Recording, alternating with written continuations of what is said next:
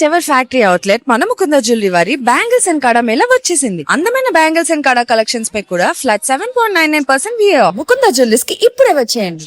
Saudi Arabia జైల్లో 20 ఏళ్ల పాటు శిక్షను ఎదుర్కొని మలయాళీ సమాజం చూపిన మానవత్వంతో ప్రాణాలు దక్కించుకున్న అబ్దుల్ రహీం ఎట్టకేలకు స్వదేశానికి చేరుకున్నారు.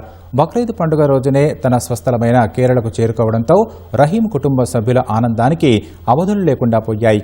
బుధవారం రాత్రి సౌదీ అరేబియా నుంచి విమానంలో బయలుదేరిన రహీం ఇవాళ ఉదయం కేరళలోని కరిపూర్ విమానాశ్రయానికి చేరుకున్నారు. విమానాశ్రయానికి వచ్చిన బంధువులను పట్టుకుని రహీం భావోద్వేగానికి లోనయ్యారు. అక్కడి నుంచి కోజికోడ్లో ఉన్న తన నివాసానికి రహీం చేరుకున్నారు.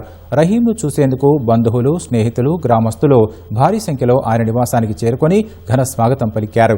2006లో బతుకుదెరువు కోసం సౌదీ వెళ్లిన రహీం అక్కడ ఒక దివ్యాంగ బాలుడికి కేర్ టేకర్గా చేరారు.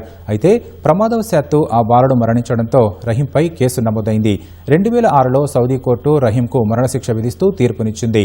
రహీంకు క్షమాభిక్ష పెట్టడానికి బాలుడి కుటుంబం నిరాకరించడంతో 2018లో సౌదీ కోర్టు మరోసారి మరణశిక్ష విధించింది. రహీం మరణశిక్ష నుంచి తప్పించుకోవడానికి సౌదీ చట్టాల ప్రకారం దాదాపు 34 కోట్ల రూపాయలు పరిహారంగా చెల్లించాల్సి వచ్చింది. ఈ తరుణంలో రహీం ప్రాణాలను కాపాడడానికి ప్రపంచవ్యాప్తంగా ఉన్న మలయాళీ సమాజమంతా కదిలింది. విరాళాల ద్వారా 34 కోట్ల రూపాయలను వసూలు చేసి సౌదీ కోర్టుకు చెల్లించింది. దీంతో ఆయన విడుదలకు మార్గం సుగమమైంది.